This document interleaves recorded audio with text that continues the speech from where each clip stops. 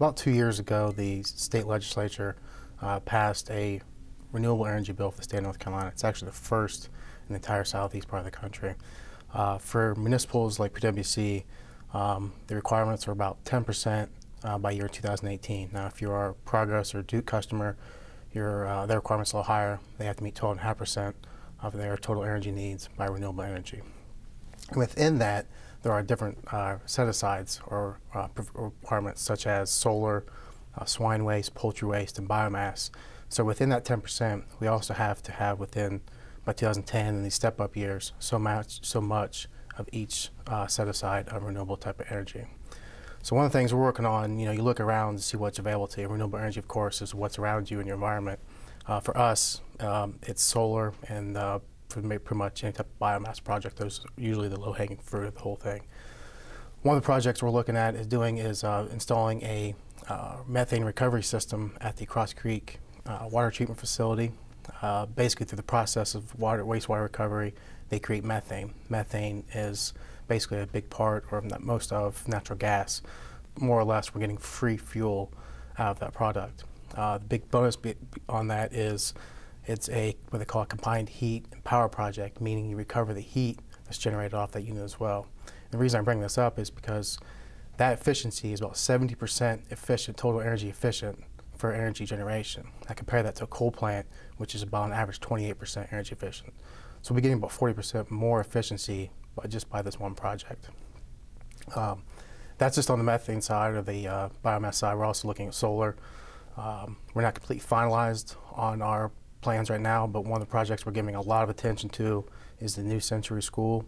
They're hoped to be one of the first, if not the first, net zero schools in the entire country, and without question, the first in the southeast in the state. So we hope to be a big part of that and be an active member of that project. That'd be about 1 megawatt or so of solar power. And then finally, with the swine and poultry, we're working with all the other North Carolina energy providers and working with them on big projects instead of just finding projects that are just for PwC. On a really hot day, when everyone's air conditioners are running, the sun's out, we're about 450 megawatts worth of power.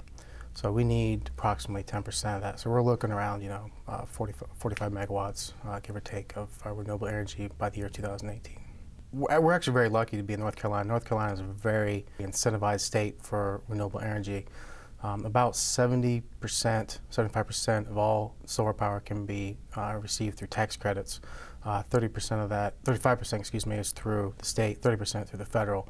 So the payback on solar is actually quite good for North Carolina residents. You can get a payback between 5 to 7 years, and everything beyond that will be free power. Nice thing we're seeing about solar is that the technologies are developing extremely rapidly. We're seeing efficiencies double in some cases through every year. The other part of it is the silicon that goes in solar.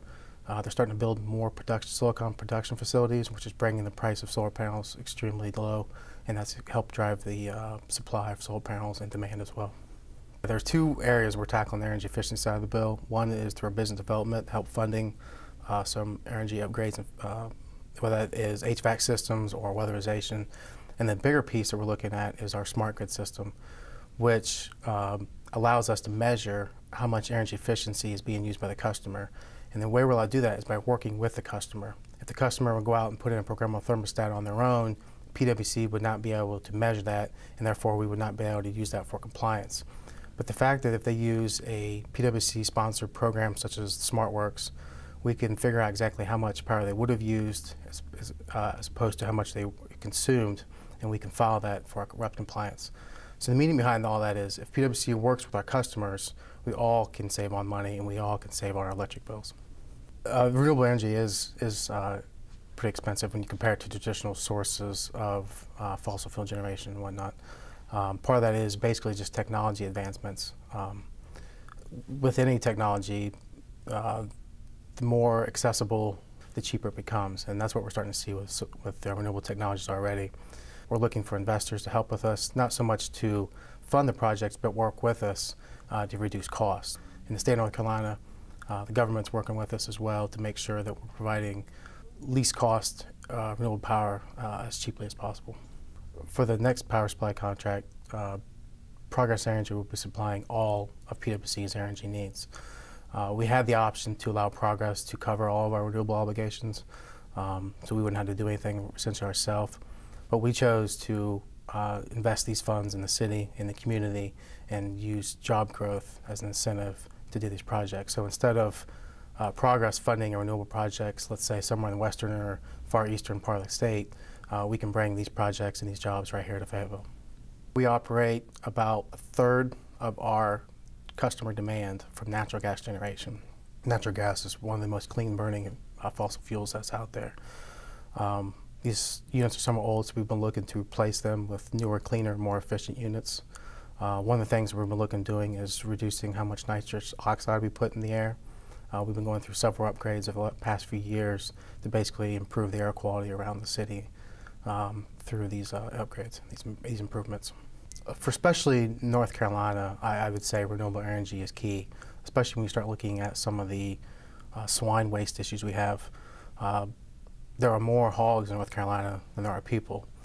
That being the case, a lot of that waste is getting into our water supply, getting into our food supply, and I can't speak enough of what a problem that is to be able to continue to consume that waste. We need to clean it up. The energy side needs to be just as much a part of it as the farmer side. But we cannot continue to live the way we do. It's not sustainable. Continue to do serious harm to ourselves.